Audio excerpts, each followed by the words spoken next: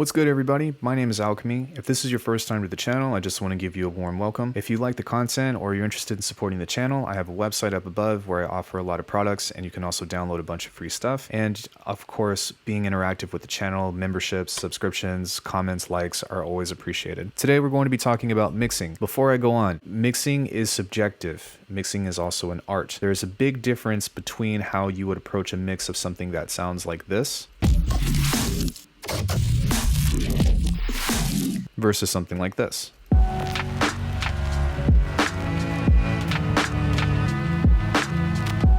Now, that's not to say that the tools that we use in order to achieve whatever mix we're going for are going to be necessarily different. It's just important to understand that every time, for me personally, when I approach a track, the mixing procedures that I do or the way that I use the tools are what going to change. There's no magic formula. There's no thing that just automatically makes your mix perfect. So instead of saying, here is a mixing tutorial, the goal of today is to actually just teach you about a lot of the tools that you can use to manipulate your mix and help you build awareness of what you're doing, as opposed to like, here's the magic formula. Before I go on, yeah, if you are a mixing engineer, just please loosen up your necktie a bit and don't flame my comment section, because I am not going to teach you how to make an amazing mix. I don't know why I keep saying that, but it's important to do that. So in general, mixing is designed, in my opinion, to blend, right? That seems redundant, but the idea of it is that we don't want anything within the song that we're playing or any of the instruments to pop out too noticeable to where it's diverting our attention directly to that particular element.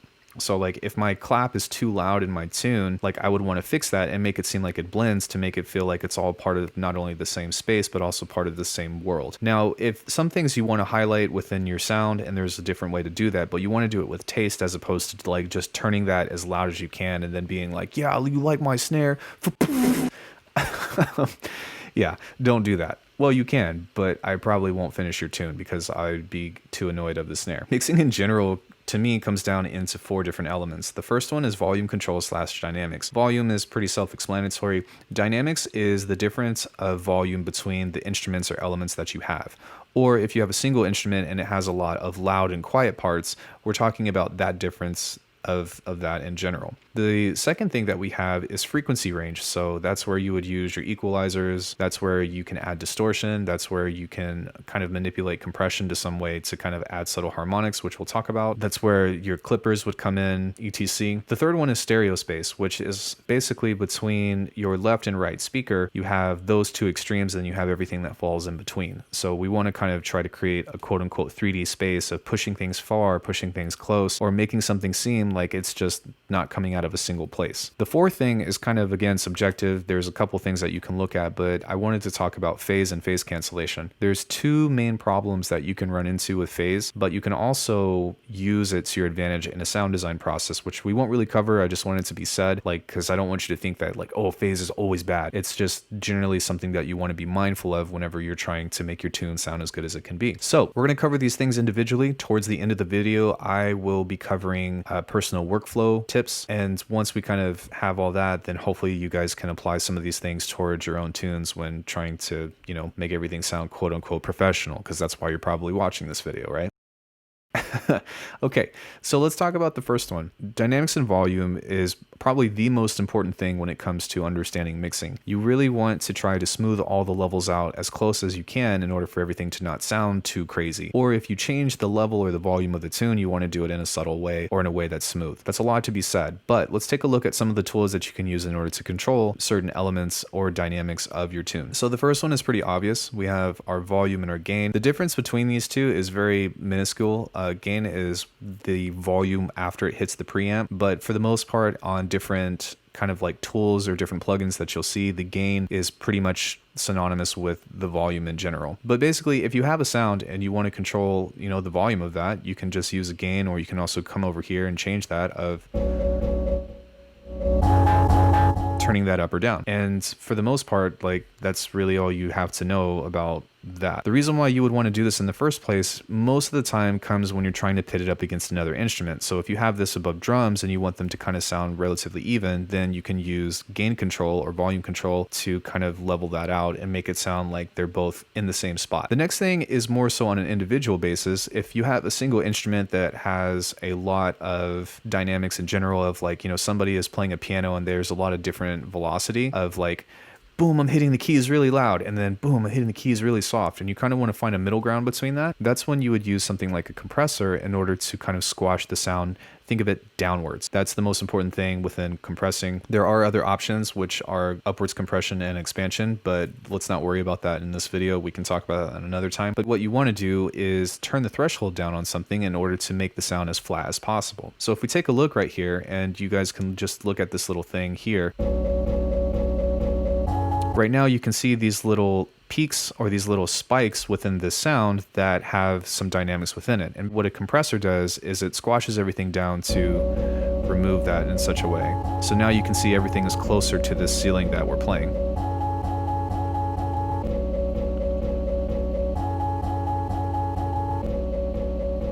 That's even flatter now.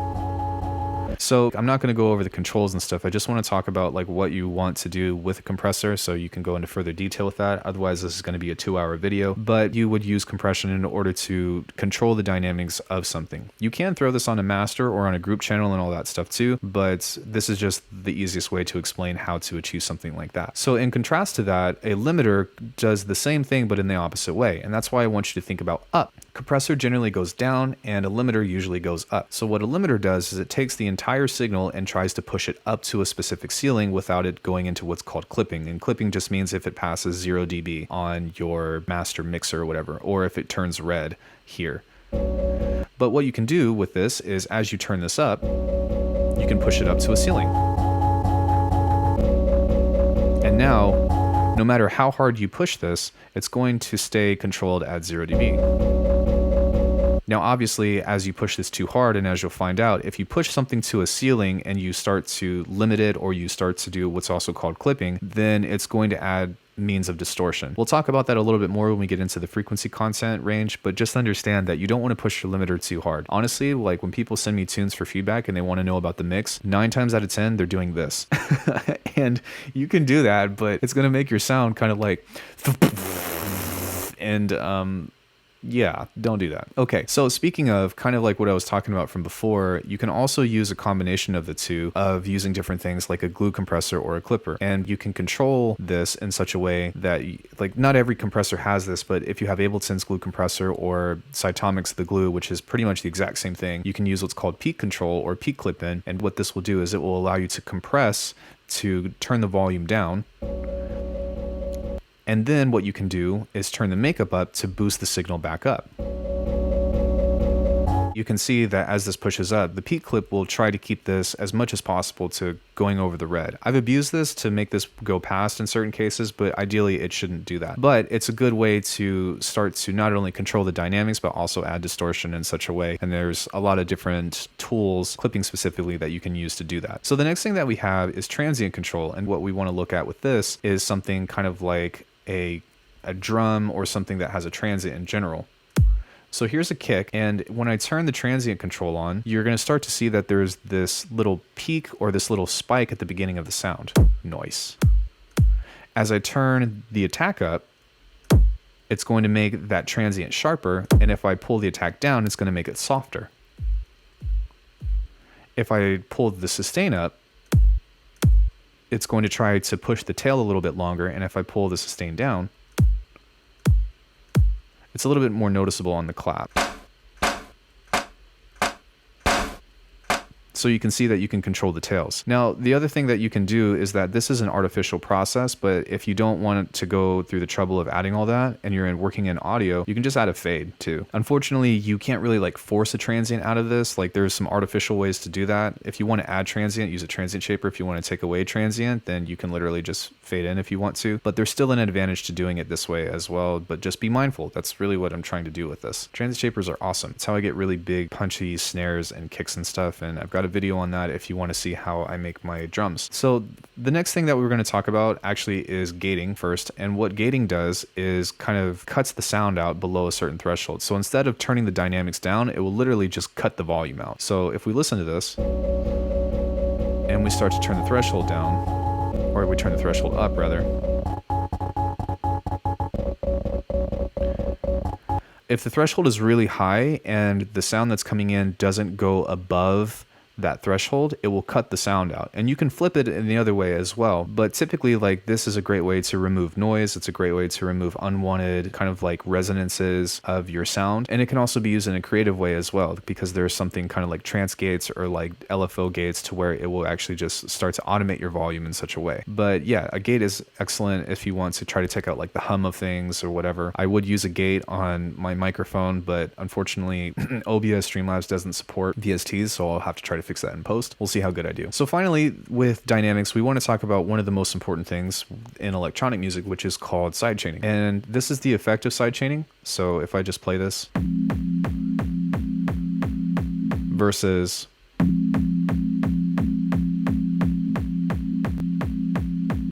so basically what this does is it acts as a trigger, and you can use this through, this is an audio sidechain, but you can do this through compression, you can do it by hand. But what you would do is that as one thing comes in or as one sound activates, it's going to automatically trigger volume reduction towards whatever is being sidechained. So in this case, we're sidechaining the synth right here. And what I'm doing is as the kick comes in, it's ducking the volume and bringing it back up to help create that pumping effect.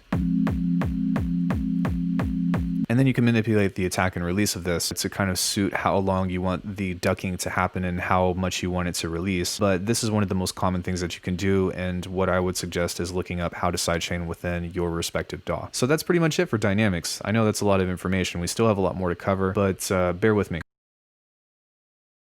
So the next thing that we're going to talk about is frequency range. Now, frequency range really just is a means of understanding what's happening between the frequency content of your tune. We have a frequency spectrum that looks like this. That's why I like using a parametric EQ. And from here, we can start to identify what is happening whenever we throw one on.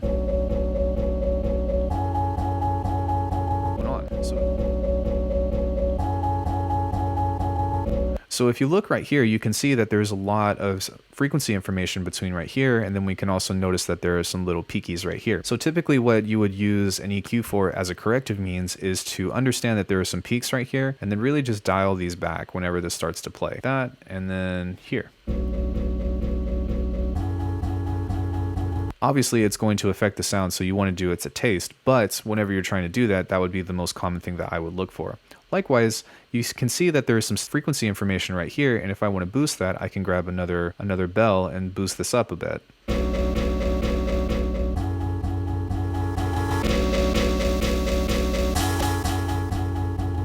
There's a rule of thumb generally that you want to cut before you boost, but that's a guide, that's not necessarily a rule. This comes into play when you have more than one instrument, or again, when you're trying to control like frequency peaks of things like this. The most common thing that people do is they grab a high pass filter like this, and they'll start to cut out the bass frequencies of the sound.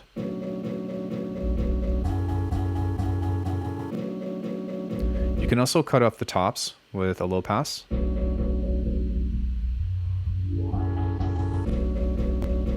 And then again, you can boost and do whatever. Understanding the different poles is really important because you have a bell, you've got shelving, you've got a high pass, you've got high shelf, you've got a notch. So that's taking just one specific area and totally cutting the sound out like this. And then you've also got a band pass, which everything that is within this little purple thing will pass through and it will cut everything else around it. So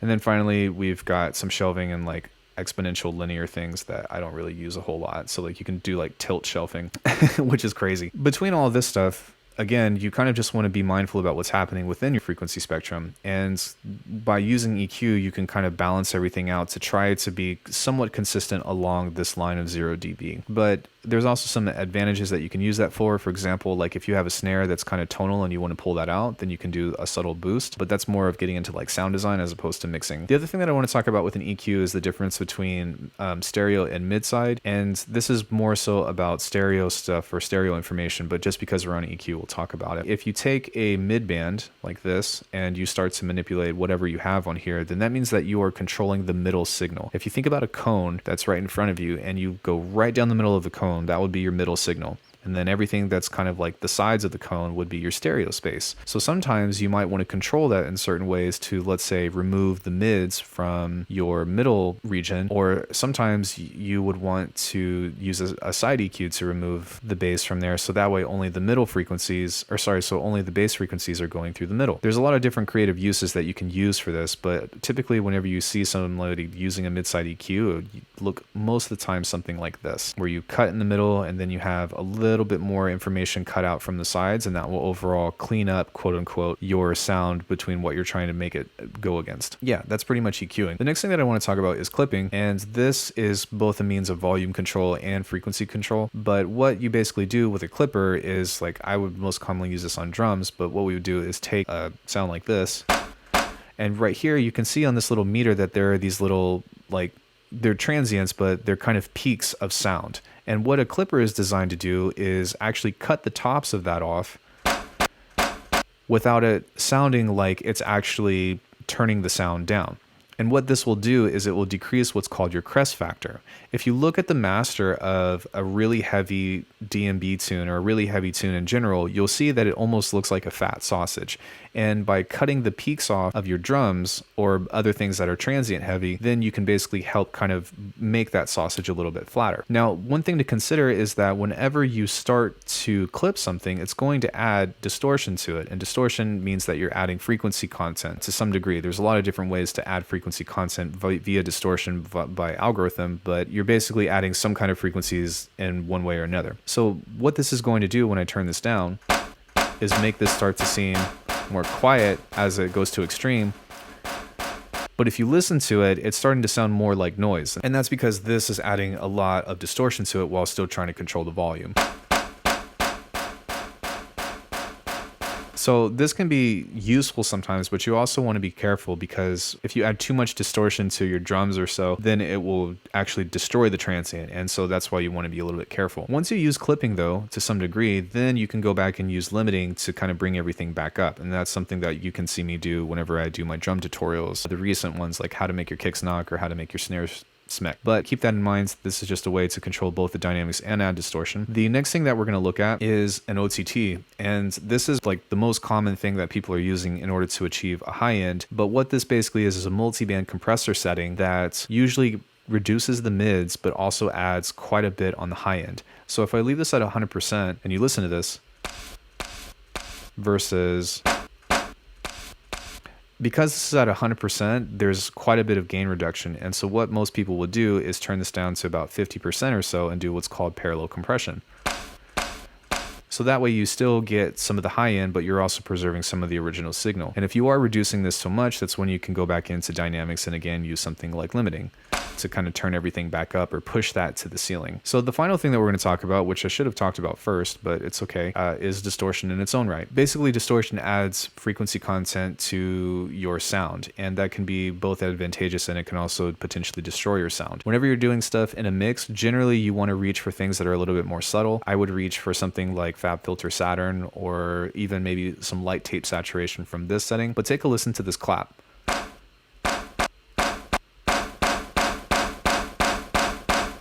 While this plays and you add the saturation, it begins to sound a lot more warm. It sounds a lot more full and thick. And this is something that you can use on a group or even in some cases your master channel to kind of help everything do what's called gluing or gelling to some degree. You can also achieve that through compression in general, but again, you'll start to see that a lot of these things kind of like intertwine between the functions of what's going on, right? Between all of that stuff, you can use saturation, or if you really want to like just destroy your sound, which gets more into sound design, you can just like But generally, you don't want to do stuff like this to your mix, except in creative ways. But again, that's kind of like a different story. A lot of times, the most use that you would want to use, again, is just some gentle saturation or even tube distortion or something that is just makes things sound warmer. So the next thing that we have is stereo field, and to kind of help us figure out what we're doing, we're going to use the iZotope imager. This plugin is actually free with less features on iZotope.com. This is the full version of Ozone 7, but what we want to use is the vector scope. Now what the vector scope does is it tells us the stereo information that's happening between an input signal. So if I play the clap, you can start to see that the information is here. Over on the right, you have a phase meter, and all you need to know is that if it's going at 0 or above, that means that nothing is being canceled out, and if it starts to dip below 0, that means that phase cancellation is happening, and that somewhere between this sound you're actually getting silence. That becomes more important when you start to talk about things towards your low end, but put that on hold for a sec. So stereo is the difference between the two signals that you're getting of your left and right channel, and what that basically means is, like, if I had something that's in mono, then both the left and right channel are going to sound exactly the same. So there has to be some kind of difference of something happening, whether it be through volume or through frequency content or XYZ. And in order to introduce stereo, that means that we have to change the signal from the left to right if something's not already there. So we can use things like wider, we can use things like dimension expander, Haas effect, you can also use reverb and chorus and stuff in order to kind of force stereo to happen. But whenever you start to do that, you want to be mindful about what's happening on your stereo field in general. The first thing that we can talk about is wider. And if we listen to this loop right here, right now, when this is activated at 0, it's actually going to be completely mono. As I begin to push this, you can start to see that it's going to start opening up. Now, if you push this too far, it's doing as good of a job as it can to try to keep this from phasing, but if this starts to dip below, then you'll start to see that you start getting some of those issues. I like to be a little bit subtle with this, maybe 50% at the most, but it goes from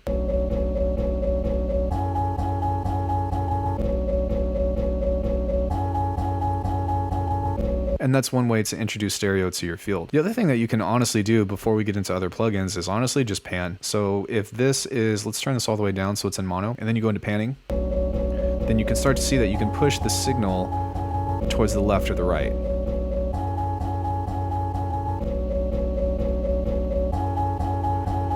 And this is probably the most common way or thing that you can do, but sometimes you want a sound to like incorporate all of the stereo field. Just keep in mind that the wider something is, the less powerful that it becomes. So if like you have a bass and you make it really wide on like the higher end, because usually you want to keep the low end in mono, then for the most part, like you're going to run into a lot of like, it's going to seem really weak. So the next thing that we have is a dimension expander. What this does is kind of the same thing. I don't really know what exactly the algorithm of what this does is, and somebody can sound off in the comments, but I think that it kind of serves as a pseudo Haas effect or some of the means, but just take a listen.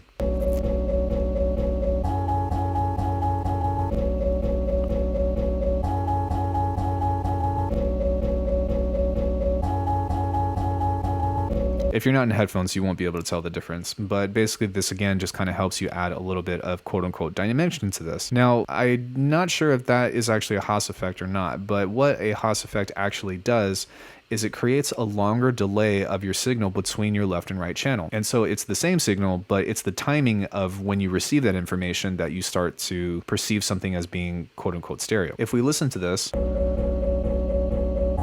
there's still some stereo information in this, but as we add a longer delay time, it's going to seem like something is happening, almost kind of like a rigid shift between this.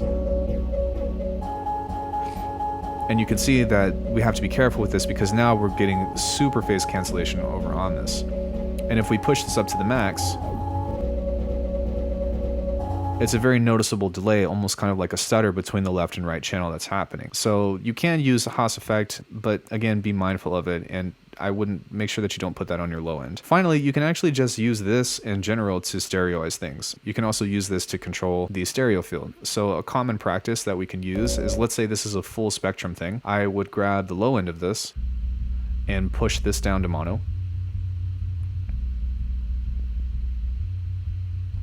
And then from the second band, I would maybe push this up a bit depending on where it's richer. Or if I want it to be a little bit more thin, I can push this down too. Sorry, I meant to say a little bit more mono. Then over here, I can push this up, make this super wide, and then there's not really a whole lot of high information, but you can still do that if you want to. That's a little bit overkill, but generally the way that I like to think of things is the higher you go up in the frequency range, the more that you can get away with pushing your stereo field out, because most of the power, or I wouldn't even say energy, but most of like the feel comes from here. The treble is more of like the articulation, if that makes sense. And that's not like 100% true, but that's generally like just a mixing guideline between all that stuff.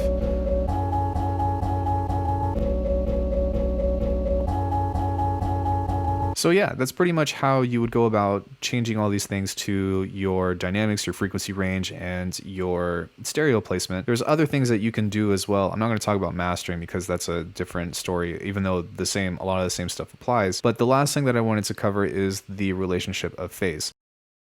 Phase is important to be mindful of because there's two major problems that you can run into. If you have audio that you're working in and you have a phase problem, then a lot of times what you can run into is what's called a click. When something overlaps or plays right next to each other, if something is out of phase between something like this, you're going to get a clicking thing.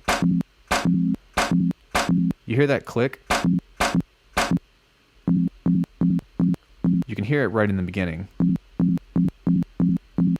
And if you have too many of those, or if something is really loud, then you're going to run into something like that. And so what you would want to do is just make sure that you fade that out. If you're trying to make something kind of layer like this and you don't want them to kind of click in general, then what you can try to do is in some way or another try to align the phase. The phase alignment comes in to where the crossover would meet from going from the bottom to the top. So what I would try to do is come into here and figure out how to align this together. So let's use this because it's a little bit more dramatic, but basically what I would try to do is align the phase just kind of like this to where the down is down and the up is up.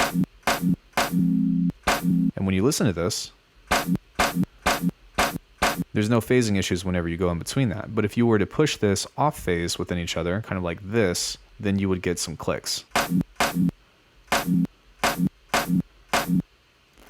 So the next thing that we want to talk about is phase cancellation, and this generally happens whenever the phase crossovers kind of match in a way that you don't want it to. And so what I mean by that is if we look at this waveform right here, you can see that both of these are matching in this way. But if you have a waveform right here that goes where one goes up and one goes down, then what's going to happen is you're actually going to cancel the signal out between each other. So really you want a means of a parallel between all these to where both of the channels in some way or another are kind of doing the same thing. They don't have to be the same waveform, but as far as the placement of being upwards to upwards and downwards to downwards, that's something that you kind of want to be mindful of. Otherwise, you're going to get silence in some way. So a way to demonstrate phase cancellation is if I have two of these claps right here that are both playing together, they're both going to stack amplitude because the phases are aligned, and so it's naturally going to make something seem like it's louder. But if I take a tool on one, kind of like this, and I go right channel only, and then on this one, I do the same thing, but the opposite, then you get nothing. Because these two, even though it seems like these two are playing, they're phasing each other out. And so that's something that you want to be mindful of. And again, like you don't want to cancel things out completely, but that's one easy way that you can look at what phase cancellation actually does. That's pretty much everything that I would like to cover in this video in regards to mixing. And now I just want to talk about some workflow things because, well, it's like, okay, well, how do you go about it?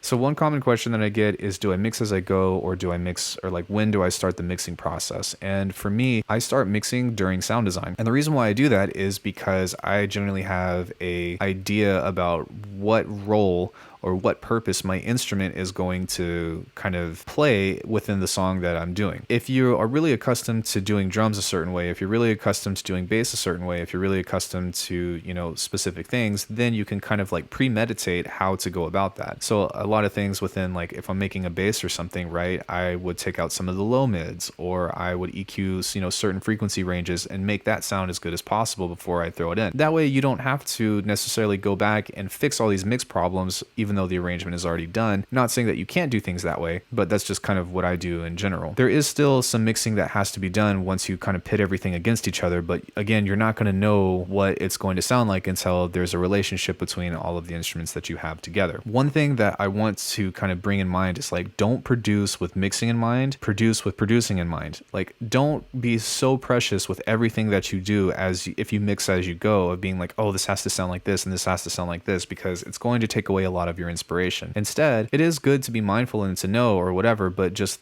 throw some stuff together once you like get like an 8-bar loop, and then like if things are already sounding like really bad, by all means like go ahead and start doing that kind of correction. But that's just kind of like my general workflow as I kind of go. The other thing to keep in mind that I do a lot is I kind of tend to group things together. So I have something that would be like, you know, let's say these two are drums, I would group that as drums, and then let's say like this is bass stuff, so I can group this together. This is hypothetical, by the way, like this, and then I can rename that as bass, and then I can start doing overall processing to these within the relationship. One other thing that would be useful to you is having main drums. So if I have like a kick and snare or something, right? Or even just like, let's just call this main drum. So just pretend like this is a kick and snare. Then I can have one group channel that's just my kick and snare. And then I can have a second channel called a side chain like this. And what I can do is bring up an easy side chain and send in the input signal to my main drums, kind of like this, and go to post. And what this will achieve is I can have my kick and snare kind of in a different channel, and then everything else that I want to be sidechained within this, you know, within my song can just be within that group. And that's one of the benefits of having like groups within groups, right? Because even though we have, you know, let's say a bass channel like this, I can still have different processing elements of like having that and then grouping this into something that would be something like music. Hopefully that makes sense. I know that this is a little bit jumbled and all that, but that's because I'm doing it on the fly. Once you kind of have that, then everything is organized in a much neater way. Or if you're like me, you can say screw all this and just throw an OTT on your master, kind of like this, and turn this down to 50% and boost this by 6 dB and call it a day. No, I actually do that. Like I said, there's a lot of different ways to approach mixing. This is actually something that I do when I do a lot of glitch stuff. Not saying that you should, not saying that it's correct. It's just a particular tasteful thing that I like to do that makes my tune sound better compared to from before. But again, really, like, this is just how to learn your tools and how to understand the functions of what each of these are doing. So that way, if you run into a problem of like, oh man, my sound is kind of thin, or oh man, like I want my brass to be over to the left instead of the right, or there's this really large peak thing that's punching out of this mix, but I don't know why. That's what this video was designed for. And if you stuck around through the entire thing, like, man, I got a lot of respect for you. Because mixing to me is freaking boring as hell, but it is necessary. So that's pretty much it for you guys. I know that this was a long-winded video and I am going to have a nightmare of a time editing this, but hopefully this was informative and hopefully you guys have a deeper understanding about the functions of what you can use to achieve a better mix. And let me know if you still have any questions, or let me know if there was something that I left out, because I'm not claiming to be a mix master. I'm just kind of going over the things that I use in order to try to achieve something that's decent. Thank you guys so much for watching my content. I will see you in the next video.